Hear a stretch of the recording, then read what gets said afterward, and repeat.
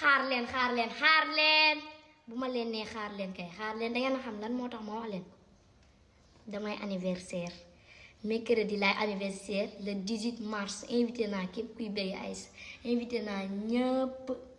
képp ku may bëggee rek invité naa la te boo leen di ñëw nag na ngeen indaale cadeau kuy ñëw ci anniversaire nag dangay indi cadeau waxuma leen nag ngeen indil ma seen enveloppe yi juróomi ngeen ñox ci seen benn bonbon bu fukki dërëm waxuma leen loolu andil leen ma cadeau bu riche te baax andil leen ma ko nag wala xaalis andil leen ma ko dangeen a saay-saay nag sama niveau dépassé na foofu damay def nag benn ndog bu neex spécial ndog pour ñëpp invité naa ñëpp na ngeen ñëw fii ci kër Aïcha ngeen ñëw ñu def ndog ñu ambiance def lépp du xam ngeen ne sama lépp niveau la moo tax ma koy def ndogu niveau moo tax yéen tamit ngeen war a indaale seeni cadeau niveau